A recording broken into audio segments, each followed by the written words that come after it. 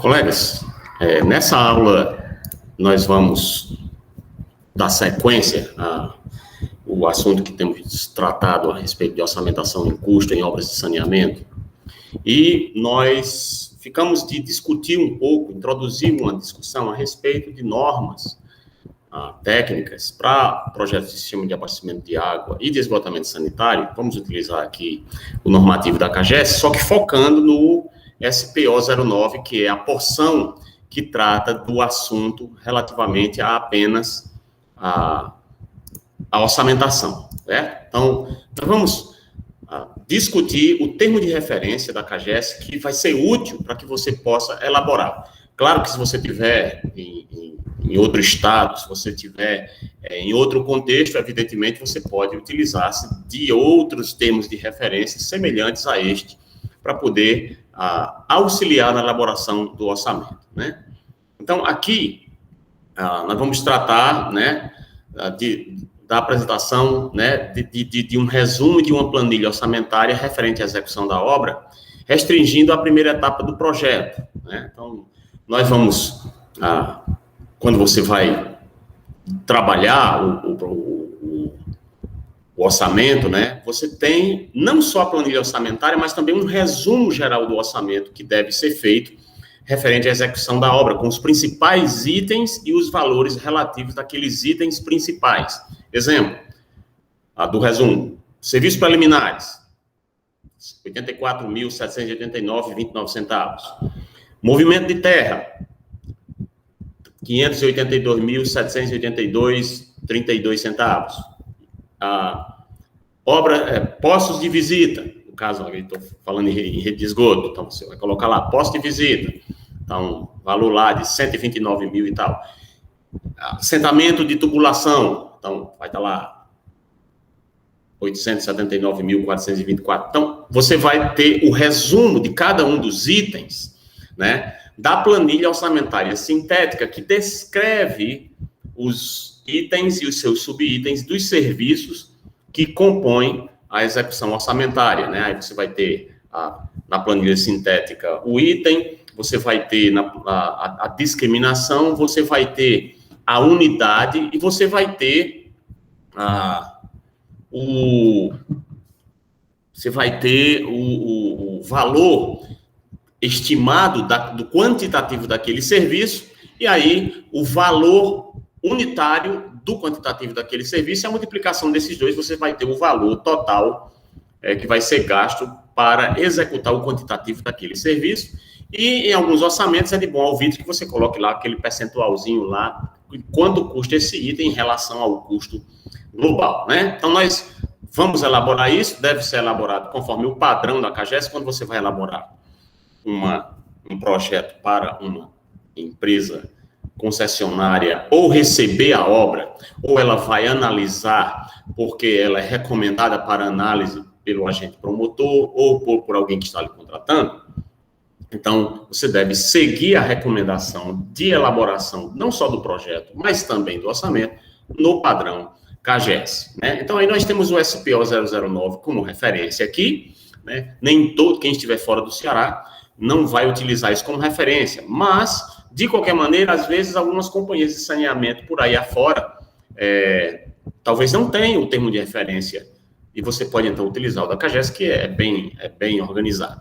Então, os quantitativos de materiais e serviços devem procurar ter, e isso aí quanto maior a experiência do projetista, maior ele vai garantir esse grau de precisão, um grau de exatidão e de confiabilidade, o que vai permitir que a concessionária possa utilizar nas licitações para a execução das obras, né? É evidente que uma obra imprecisa, ela ou não vai ter na análise o projeto aprovado e vai ter que ser refeita a orçamentação, porque não possui elementos suficientes para se estimar, ou simplesmente ela vai passar desse jeito e nós vamos ter o famoso custo Brasil.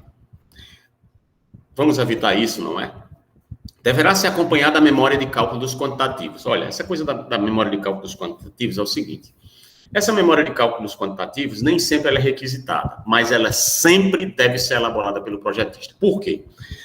Porque, mesmo que ela não seja requisitada, e você sabe o passo a passo de como você levou em consideração os parâmetros e quais foram os cálculos de volume, quais foram os cálculos de extensão métrica, quais foram os cálculos que foram feitos para você estimar a quantidade de anéis de borracha, no caso de uma canalização. Como foi que você levou em consideração o cálculo para dividir o que é escavação de primeira categoria, o que é escavação de segunda, de terceira categoria, o que é rocha branda fria, o que é a fogo?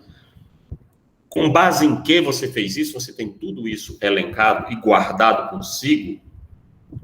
Muitas vezes você deixa até dentro da própria planilha, em uma subplanilha de Excel, esse levantamento quantitativo, o cálculo dos quantitativos.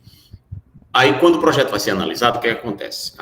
O analista ou a analista vai chegar lá e começa a não entender como você chegou àquilo ali. Ela mesma vai fazer, ele mesmo vai fazer os cálculos para avaliar, muitas vezes, criteriosamente, item por item. E se os cálculos que ele fizer, que ela fizer, não chegarem a um valor ali adequado, razoável, aproximado dentro do contexto do que você vai, do que se espera atingir, digamos lá que você colocou lá que a escavação tem 578 metros cúbicos, e aí a doutora lá, o doutor lá fazendo a análise do seu projeto, chegou que não, que só, por todos os meios, que só dá 320 metros cúbicos. Por que está 100 e tantos metros cúbicos aqui a mais? Tem alguma coisa errada. A priori, não vai desconfiar que você está colocando gordura, né, para poder ser queimada aí, fazendo coisa ilícita, né? Eles não vão imaginar isso de você, não é? Não, eu estou brincando aqui, mas infelizmente acontece muito isso em nosso país. Todavia, o que pode acontecer é que, olha, houve um equívoco aqui, né? Então, coloca lá no relatório de pendências, diz, olha, compatibilizar item tal, item 1.2.7, está dizendo aqui escavação 578, mas é preciso reavaliar porque a quantidade não chega a tanto conforme o projeto apresentado. Aí você vai ter que apresentar. Ou então, eles solicitam a memória do quantitativo. Aí, com base na memória, aí eles vão dizer, tá aqui, você errou. Ou então, eu fui que errei. Então, às vezes você justifica e consegue convencer o analista, porque o analista nada mais é do que um engenheiro, uma engenheira, igual a você, e ele comete erros, tanto quanto você também comete erros, não é? De modo geral, mas o analista pode, manda quem pode, obedece quem tem juízo, né? A questão é tudo colega para colega, é coerência, você discute, né, conversa sobre e resolve quando é razoável, né? Então, deve ser acompanhada essa memória porque ela pode vir a ser solicitada em algum momento. Bom, os preços utilizados devem ser obtidos na tabela unificada CEINFRA, e aí nós temos a SINAP da Caixa Econômica, que é nacional, e aí dividido por estado. Tem a SINAP, tabela Ceará. Eu não gosto muito da tabela da SINAP porque ela é, infelizmente, bem desorganizada. A tabela da CEINFRA é bem organizada, apesar de que os preços também são maiores do que os praticados na média de mercado.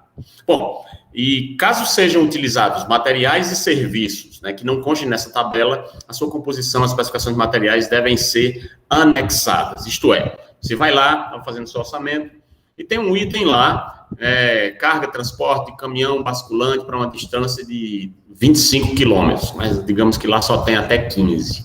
Bom, então, você, na sua obra, precisa fazer uma carga de transporte maior de material de expurgo. Então, neste caso, infelizmente, você vai ter que pegar a tabela de composição de preço e orçamento e montar a sua composição de custos e apresentar o orçamento analítico, né? O orçamento detalhado, a famosa composição de custos, né? Já que não consta na tabela lá do seu orçamento sintético. Então, você não tem como, então você vai ter que anexar e apresentando, inclusive, cotações de fornecedores. É ideal que você apresente pelo menos 3 cotações de fornecedores. E os orçamentos, por fim, aqui, ó, devem ser desenvolvidos com base nessa tabela, informando a versão, porque ele vai atualizando os preços, e a data base, adotando também a tabela do SINAP para aqueles itens cujo preço unitário estiverem abaixo dos da tabela da CEINFRA, conforme exigência do órgão financiador de projetos de referência. Então, isso aqui é o que a CAGES recomenda. Quando a tabela da CEINFRA, que é uma tabela online disponibilizada pela Secretaria de Infraestrutura do Governo do Estado do Ceará, e a CAGES é do Estado do Ceará, então ela recomenda a tabela CEINFRA. Quando não tem, é que ela recomenda a tabela SINAP. Agora, se você não estiver trabalhando no Ceará, é claro que você pode usar a CEINFRA como referência, porque ela é bem detalhada, bem interessante, inclusive tem as composições de preço, mas você vai ser muitas vezes obrigado a utilizar a tabela SINAP, quer queira, quer não. Em alguns casos, por exemplo, quando você está fazendo projeto para a FUNASA, fazendo projeto para o BNDES, fazendo projeto para a Caixa Econômica, coisa do tipo assim. Neste caso, para órgãos federais, obrigatoriamente tem que utilizar a tabela SINAP, certo? Então, aqui, vamos falar um pouco, no termo de referência da CAGES, sobre o cronograma físico-financeiro. Esse cronograma físico-financeiro ele é muito importante também dentro de um projeto, e ele prevê os prazos, tanto quanto os custos de execução da obra, par e passo, né? Você tem, ao mesmo tempo, uma espécie de gráfico de Gantt, ou uma planilha que se assemelha a isso, que mostra a evolução temporal da execução dos serviços, pode ser de 30 em 30 dias, de uma forma mais agregada, pode ser trimestral para uma grande obra, ou pode ser para uma pequena obra, até mesmo desembolsos menores. No caso de uma obra de saneamento, você vai ter somente desembolsos do tipo mensal. Então, você pode ter aí mensal ou trimestral, né? E aí você tem o cronograma físico de desembolso em função da evolução da execução dos serviços. Então, você vai ter o controle para acompanhamento e execução da obra de quanto você está desembolsando, você está pagando a fatura ao empreiteiro que ganhou a licitação para executar a obra em função do avanço físico. O que é o avanço físico? Em função de quanto o empreiteiro foi efetivamente capaz de executar o quantitativo que foi medido. Você elabora uma medição e essa medição ela é conferida em loco pelo um tecnólogo, por um apontador ou um engenheiro fiscal, e ele alimenta uma planilha que vai ser assinada pelos envolvidos, tanto do lado da fiscalização quanto do lado da empreiteira, e confirmado que aquele empreiteiro executou aquele quantitativo de serviços da obra, eles mandam pagar a fatura. Caso haja algum problema e seja constatado algum tipo de irregularidade ou algum equívoco nos valores, então é suspenso o pagamento da fatura, então a fatura é glosada, como se diz no termo técnico. Então, basicamente, o cronograma físico-financeiro trata do acompanhamento da obra. Então, ele prevê os prazos e ele prevê os custos de execução da obra, apresentando essa evolução e mostra também uma evolução percentual exatamente desse desembolso dos recursos que você, de antemão, ainda no projeto, prevê, né, conforme o orçamento. Isso feito para cada unidade de sistema, feito para a rede coletora, feito para a estação elevatória, outra unidade, feito para a estação de tratamento de esgotos, feito para o emissário, e assim sucessivamente. Ou então, feito para a captação, feito para a adutora, feito para o reservatório, feito para a rede, o anel de distribuição, e assim sucessivamente, pensando no abastecimento d'água, né? Só esqueci da ETA, né, do tratamento. Mas vamos dizer que era simples desinfecção, e aí a água é mineral, né? Mas precisa de desinfecção, viu? Muito bem, então, aqui eu apresento aqui rapidamente, só para você ter uma ideia de um exemplo de cronograma físico-financeiro. Observa o mês, janeiro, fevereiro, março, abril e maio.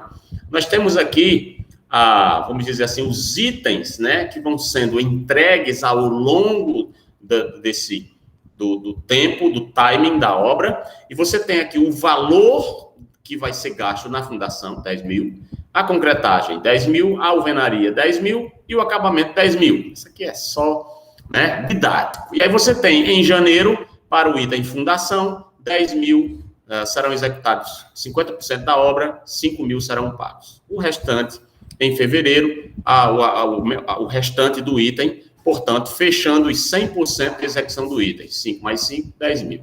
Concretagem aqui, por exemplo, só pode começar após a fundação estar pronta. Observe isso. Quando a fundação estiver pronta, é claro, é que a gente pode começar a concretar a superestrutura. Então, vai gastar mais 10 mil e vai ser assim. Em março vai ser gasto 20% do valor, 20 mil. E em abril é que a obra vai estar mais avançada, porque foram feitos todos os preparos aqui de forma e armação. E aí 80% vai ser desembolsado, porque a obra terá andado 80%, portanto, R$8.000, fechando os 100%. 80 mais 20, 100% de 8 mais 2, R$10.000. Em alvenaria, já dá para começar aqui, logo que a fundação vai terminando, ficando pronta. E aí, portanto, a alvenaria vai ser 40, 40 e 20, né? E aí você vai ter aqui a alvenaria andando em paralelo com a concretagem e sendo executada 40% em fevereiro, 40% em março e 20% em abril, com seus respectivos desembolsos relativos. E, por fim, está fechando a obra, vai gastar mais 10 mil.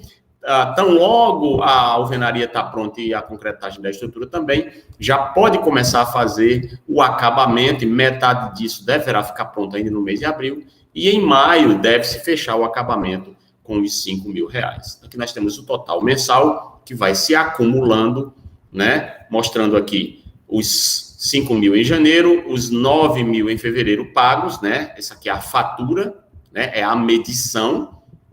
6 mil reais em março, 15 mil em abril, quando a obra acelerou, e 5 mil quando concluiu. E aí, 40 mil reais serão gastos, de maneira que 5 mil no começo, acumulou para 14, acumulou para 20, gastou todo o dinheiro em abril e fechou a obra com os 40 mil previstos, né? Que coisa linda, né? Só em sala de aula que a gente viu um negócio desse, né? Obras aí que você faz o orçamento, o cronograma físico-financeiro, e eu sou em R$8.754.482,29. E aí, depois de muito moído e aditivos, e briga vai e briga vem, às vezes até o governador entra na história, a obra passou para R$28 milhões. Né? De 8 passou para 28.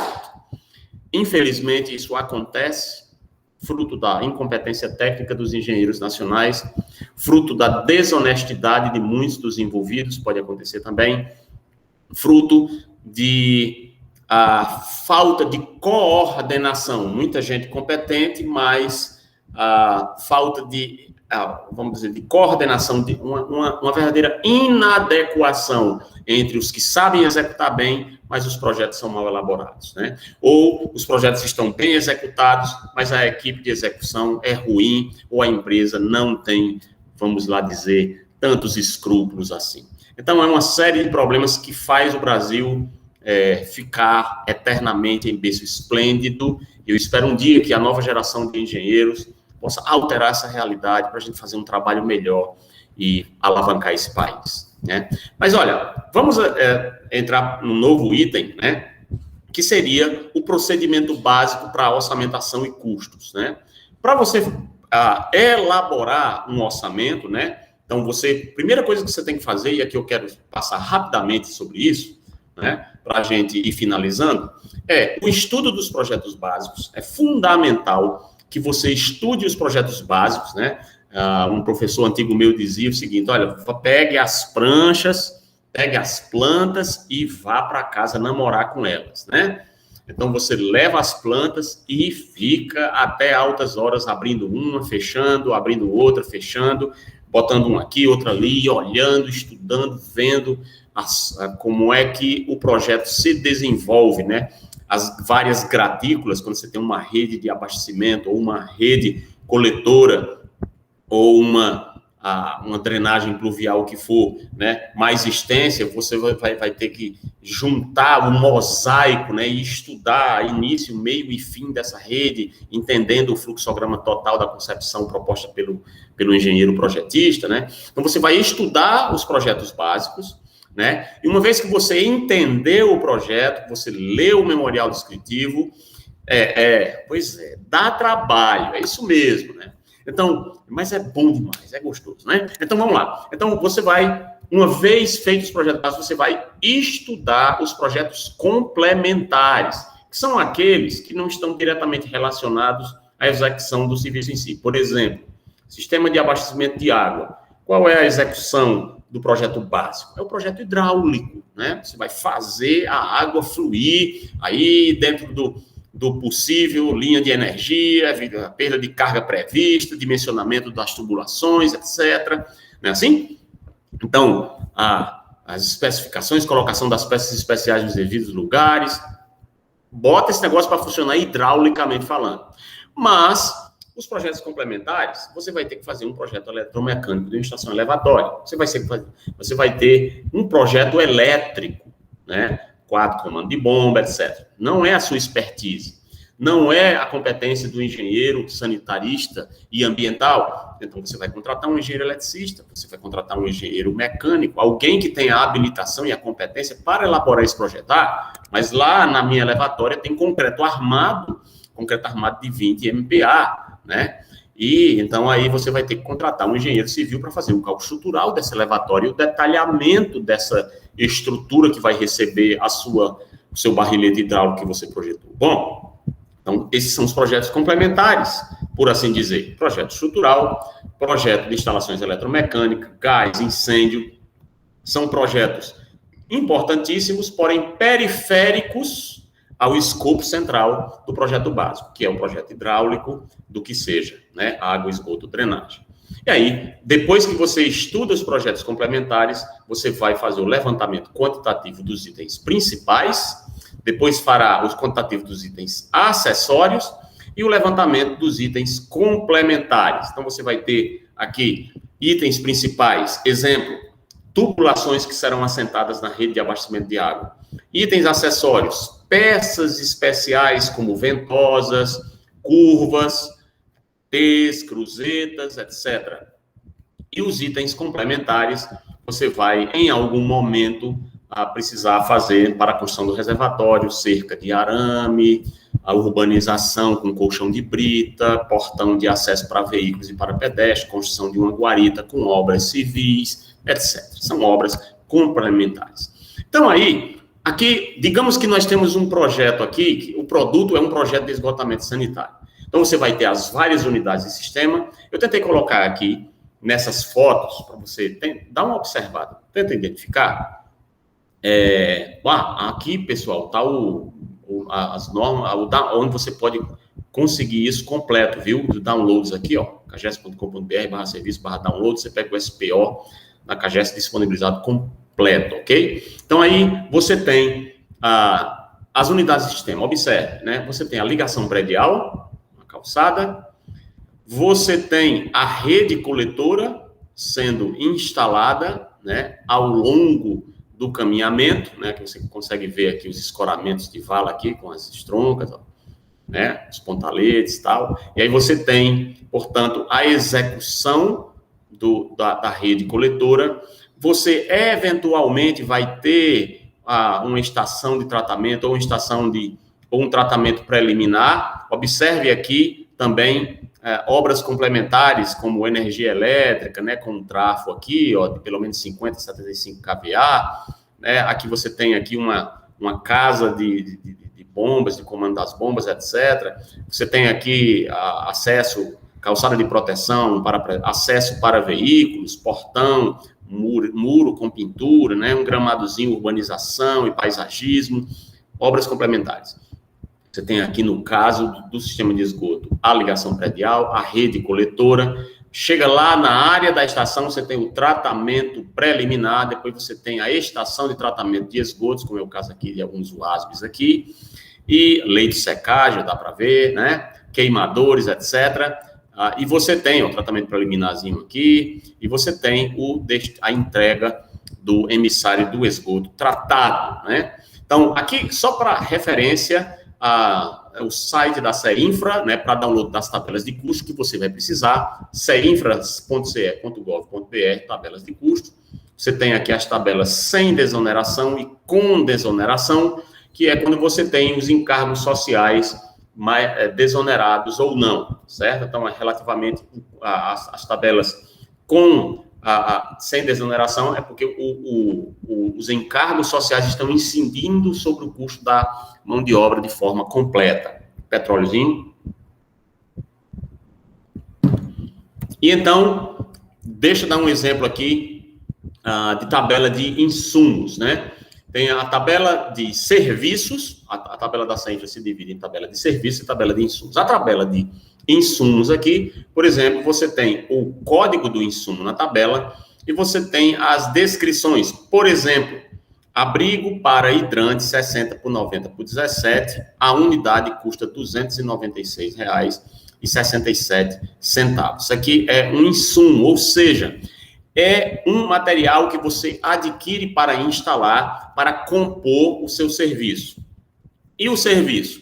Digamos que você vai fazer um serviço de instalação de abrigo para hidrante. Então agora você vai ter na composição este insumo aqui, mais a mão de obra de instalação do encanador, mais a mão de obra do pedreiro, mais a mão de obra do servente, mais a argamassa para assentamento lá do abrigo para hidrante, digamos que seja aquele que é instalado na parede, né? Você vai ter demolição de alvenaria, etc, etc. Então, você vai compor subserviços de vários serviços que são feitos, mais certos insumos que tem, material e mão de obra, para compor o seu serviço. Então, você começa a perceber um pouquinho da diferença já. Já tratamos isso em aulas anteriores, mas se não nos lembramos, sabemos que os insumos entram na composição de custos juntamente com os materiais, com a mão de obra, né? Então, aqui você tem um exemplo de uma tabela unificada de serviços, né? Nesse caso aqui, os encargos sociais, ela é a tabela 26, o BDI, o benefício de despesas indiretas, né? Que é aquela taxazinha, lembra? A taxazinha que você inclui todas as despesas que não estão diretamente relacionadas com a obra e que você precisa ter para executar o serviço, mais a bonificação, mais os benefícios, que seria o lucro daquele que está prestando o serviço com muita justiça, não é? Então, esse BDI é composto, deve ser apresentado no processo de licitação, e aqui ele é zero porque aqui são os preços de custo. Depois de levantados os preços de custo, é que aí, é claro, cada candidato para ganhar a licitação vai apresentar os seus custos, incluindo o seu BDI composto. Mas os encargos sociais estão aqui, da monta de 114, absurdos 23%, né? 114,23%.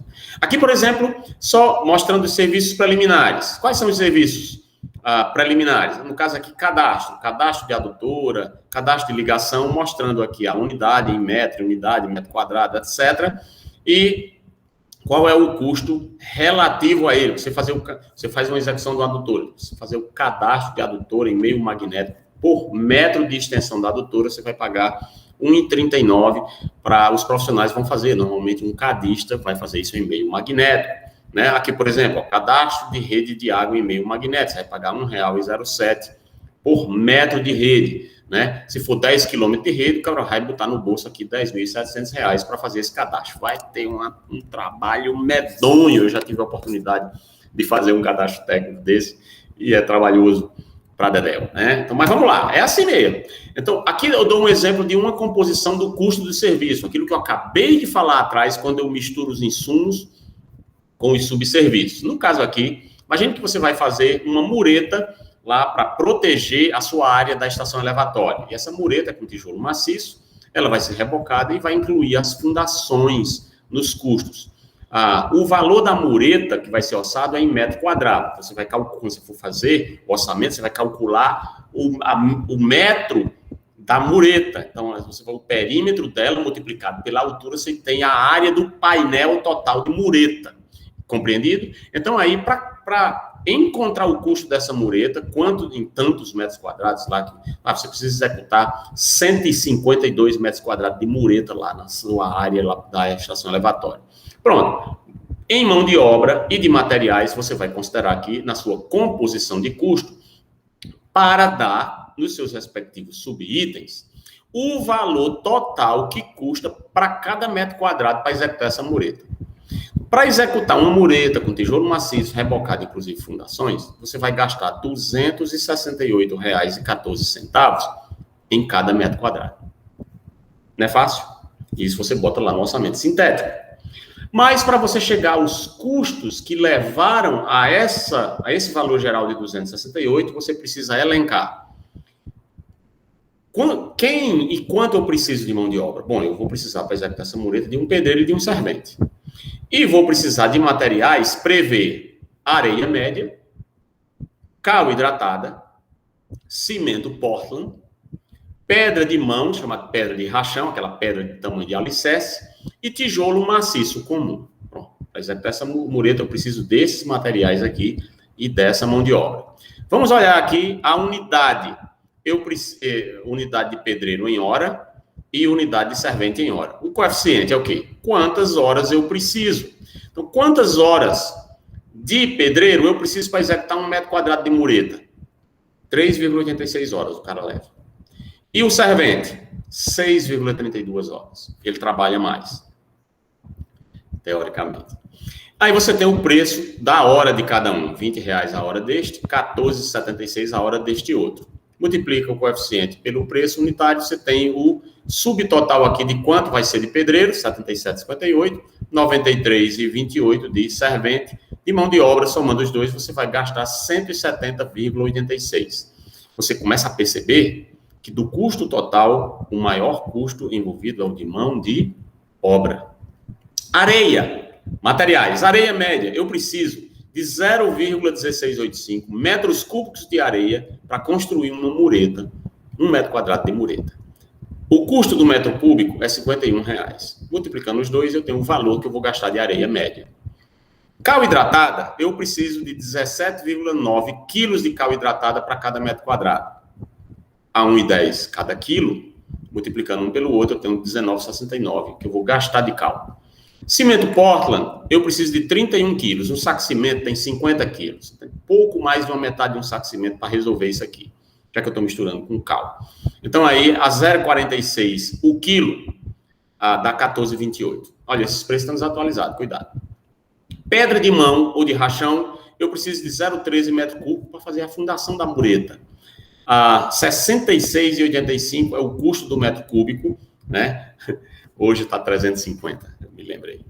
E 9,22, né? E tijolo maciço, 174 unidades de tijolo maciço a 26 centavos. E aí, portanto, R$45. Deu 97,27 de materiais, 170 de mão de obra, 268 totais. O BDI é zero, que é custo. Portanto, eu tenho aqui o valor da composição do custo para se executar 1 metro quadrado de mureta com tijolo maciço rebocado, inclusive fundações. Entendeu? Isso aqui, esse princípio, essa lógica, você aplica para qualquer coisa que você for executar na sua obra de saneamento. Vai assentar a tubulação? Então, você vai, no assentamento de tubulação, você vai compor os serviços, normalmente pode fazer também separado, normalmente é feito separado, mas só para você ter uma ideia. Você vai ter que fazer a escavação da vala. Depois que você fazer a escavação da vala, você vai ter que regularizar o fundo da vala. Depois que você regularizar o fundo da vala com um colchão de areia grossa, você vai assentar a tubulação. Depois que você assentar a tubulação, você vai, no caso de uma rede de água, você vai, na sequência, tem outra equipe lá construindo reservatório, etc. Você vai assentar da tubulação, você vai recompor a escavação, né? Você vai promover o reaterro compactado com ou sem controle, com ou sem compactação. Normalmente com compactação, sem controle, com compactação. Compactação manual ou mecânica. E depois você vai fazer a recomposição de pavimento. Você percebe? São vários serviços que você vai, um após outro, fazendo a estimativa dos custos e fazendo, é claro, para saber quanto é que ele vai custar, a composição desses custos. A esmagadora maioria desses serviços já estão compostos, estão disponíveis para nós no TCPO, Tabela de Composição de Preços e Orçamentos. Eu já falei isso, estou repetindo para você lembrar. E você tem disponível na tabela no site da CEINFRA online, né, gratuitamente. E essas composições estão todas lá. E aí, com base nisso, você faz a estimativa do seu custo com preços atualizados ou com preços locais de mão de obra local na sua cidade, onde você estiver trabalhando, ok? Agora, no caso de um projeto de um sistema de esgotamento sanitário, o SPO, ele trata do seguinte, no seu item 2.3.2, que é o Sistema de Esgotamento Sanitário SES, ele coloca para você levar em consideração 2.3.2.1, bacias e subbacias de esgotamento. Você conhecer as denominações das bacias, tem que prever o número de ligações domiciliares por bacia e extensão de rede, isso tem que prever no projeto que você vai orçar. As elevatórias, quais são os tipos de elevatórias, qual é a denominação da elevatória, a vazão dela, a altura manométrica, o arranjo e a potência. Até porque, quando você for executar isso aí, você vai ter que mandar, feito a seleção do conjunto elevatório, você vai fazer a aquisição dos conjuntos elevatórios para instalação. Emissários, coletor-tronco, interceptores, a denominação de cada um deles, a extensão, o diâmetro e o material. O tratamento, qual é o tipo de reator, qual é a modulação, vai ser feito modulação, vai ser construído tudo de uma vez, e a vazão de tratamento. E o corpo receptor, a denominação e as coordenadas georreferenciadas, porque você vai fazer a construção do emissário para levar o esgoto tratado, no caso, até o corpo receptor, né? Então, aqui eu apresento rapidamente o sumário de um projeto básico que tem que ter, onde inclui no contexto da elaboração de um orçamento de custo, para que você veja onde é que ele se encaixa. Então, você tem aqui um sumário padrão CAGES, né, de acordo com o SPO, considerações iniciais, a caracterização da área de projeto tem que ser feita, no caso, com os detalhamentos adequados, aí você vai dizer, ei, professor, isso é enchimento de linguiça, não é não? Isso é não. Pode parecer, mas não é. Porque é com base nessas informações que quem vai executar a obra consegue avaliar e compor os seus custos e despesas indiretas. Então, é importantíssimo que ele saiba a logística para a chegada de material e mão de obra, muitas vezes, é preciso entender a localização e o acesso. Aí construir lá no meio do mato, lá em Manaus, né? Então, ali é complicado, é diferente de construir em Fortaleza, Ceará, por exemplo. Então, localização e acesso é importante, os aspectos climáticos, ambientais, hidrográficos são considerados, sociais e econômicos, não vamos discutir cada um deles aqui, né? Não temos o tempo. Aspectos sanitários, a infraestrutura existente, e aí que se coaduna, né, causando ou não interferência com o seu projeto, esgoto sanitário, abastecimento d'água, a descrição do sistema existente, as ligações de esgoto, a rede coletora, o coletor-tronco interceptor, estações elevatórias em linha de recalque. Observe aqui, preste atenção, as unidades de sistema do sistema de esgoto. Linhas de recalque e emissário, estação de tratamento de esgoto, já chegando na ponta, e o interceptor. E aí você vai fazer o levantamento dos estudos e planos existentes, que é exatamente para perceber a inter-relação do seu projeto com outros, ou a interconexão ou interferência. Estudo populacional e de demanda do seu projeto, população fixa, aqui é flutuante. O estudo de vazão, então você vai avaliar e parametrizar e justificar per capita, coeficiente de variação de demanda, oscilações do hidrograma, coeficiente de retorno do seu sistema ou baseado em norma, a taxa de infiltração adotada e o índice de atendimento desse sistema. E aí, item 6, um resumo do estudo de concepção e estudo das alternativas, né, que devem ser feitos, consideração sobre o desenvolvimento desses trabalhos, elencar a alternativa 1, 2 e 3, e aí vai demonstrar um quadro resumo comparativo das alternativas, um negócio bem feito, e a concepção selecionada dentre elas, demonstrando claramente para quem está analisando o projeto para aprová-lo, para quem vai financiar o projeto, e na ponta para quem vai construir, claramente o andamento e o delineamento até chegar ao que vai ser efetivamente executado. E aí o projeto proposto vai ser descrito, a sua configuração geral e a descrição das várias unidades de sistema, ligação predial, rede coletora, coletor-tronco, interceptores, emissários por gravidade, emissários por recalque, de esgoto bruto, tratamento preliminar, reatores biológicos, pós-tratamento, desinfecção, emissário de esgoto tratado, normalmente por gravidade, mas pode ser também por em alguns casos especiais, por recalque, né? Às vezes um dispersor de energia para poder entregar é de bom alvitre, né? Infelizmente nem sempre é executado, né? Ninguém se preocupa com o leito do rio, né? Então, devia. Então, você tem ali a dispersão do esgoto na chegada, né, do rio.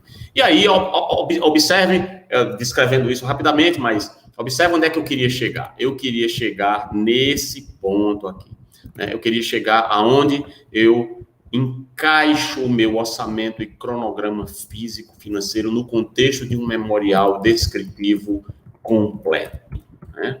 Então, aí eu tenho memorial de desapropriação do terreno para a construção da estação elevatória, construção da estação de tratamento, manual de operação de tudo que vai ser operado lá na ET, eletromecanicamente, né? E, no caso, os reatores também, o manual de operação de gradeamento, caixa de areia, medição de vazão, todo o trabalho de limpeza, desobstrução, coleta de amostras, frequência, análises físico-químicas que têm que ser realizadas, etc, etc, etc. Algumas informações para resolver problemas ou para identificar se está havendo algum tipo de problema com o reator biológico, para serem tomadas as providências. Especificações técnicas de todos os materiais e equipamentos que vão ser entregues e empregados na execução da obra, né? Inclusive o concreto, o tipo de areia que tem que ser feito, o tipo de aço, os cuidados, armazenamento dos materiais, da execução. Então, tudo deve ser especificado tecnicamente ali e compõe o contrato juntamente com o projeto básico, os projetos complementares e o caderno de encargos, né, vai anexo. E aí os anexos necessários, dependendo da complexidade de cada projeto, algumas fotos de satélite, alguns esquemas, fluxogramas, mapa fluxogramas, etc. Ok? Colegas, então imagine agora que você tem uma outra unidade de sistema. Um projeto de um sistema de abastecimento de água. Vamos ver se a gente afunila para concluir, para não ficar longo demais, né? Um projeto de abastecimento de água. Então, você tem aqui, ó, aqui nas fotos para a gente ver, né? A primeira unidade de sistema seria a captação, depois eu tenho uma adutora, nesse caso aqui uma adutora aérea, dá para ver aqui, ó, os pilaretes, né? De contenção, né? E então você tem aqui os pilaretes de concreto, de apoio, uma adutora de aço, e você tem aqui um flutuante, né, e tem o barrilete do bombeamento aqui, você tem a adutora de água bruta, passa por uma ET, nesse caso aqui uma ET compacta, faz o tratamento, e eu tenho agora uma adutora de água tratada, que leva isso até o reservatório. O reservatório pode ser elevado, pode ele ser apoiado, pode ele ser semi-enterrado ou enterrado. Você tem a distribuição, o barrilete de distribuição da elevatória ou no reservatório, e aí você constrói os anéis de distribuição e a rede de distribuição de água. E aí você tem, em alguns casos também, eu não coloquei aqui nas fotos, você tem subadutoras, quando você interliga um reservatório ao outro, etc. E das redes você tem a ligação predial que conecta aqui através de um colar de tomada, levando até um kit cavalete com hidrômetro, a partir do qual você tem a medição e a entrada na instalação hidrossanitária de sua residência, a instalação hidráulica de sua residência, você tem um micromedidor, e aí você tem aqui o registro aberto e fechado, leva para a sua instalação, para a sua caixa d'água, que é o nosso sistema indireto, da 8160, da ABNT, e você, outra responsabilidade, outro projeto, é o projeto da instalação hidrossanitária da residência, né? Aqui nós temos um projeto de abastecimento de água com suas unidades de sistema. Então, tá aqui. O que é que tem que ser levado em consideração de acordo com esse SPO da CAGES? Manancial, a denominação e coordenadas georreferenciadas, a captação, o tipo, a denominação, a vazão, a altura manométrica, o arranjo e a potência. Preste atenção à sequência. Elevatórias ou boosters, né? A boosters aqui quando você quer pressurizar uma linha de rede que está com pressão abaixo da recomendada para abastecimento. Tipo, denominação, se ele é de água bruta ou de água tratada. Vazão, altura manométrica, arranjo e potência. Adutoras, denominação, extensão, diâmetro e materiais da linha de recalque. Tudo isso vai ser utilizado por você para orçar. Tratamento, tipo, a modulação e respectivas vazões. E reservatórios, a denominação capacidade FUST. FUST aqui, para quem não lembra, ou não sabe, é a altura de um reservatório elevado em relação ao nível do terreno até chegar no nível mínimo da água. Então, é o fuste do reservatório. A zona de abastecimento que tem que ser considerada, setor pitrométrico, ou que seja, denominação, extensão de rede, número de ligações ou zona de abastecimento. Então, aí, nós vamos finalizar a nossa aula aqui e, numa próxima oportunidade, nós vamos entrar numa nova unidade aqui, nós vamos discutir quais são os procedimentos para a elaboração de um orçamento, tá bem? Então, eu espero que essa aula aí tenha sido útil para vocês e a gente segue na próxima oportunidade. Beleza?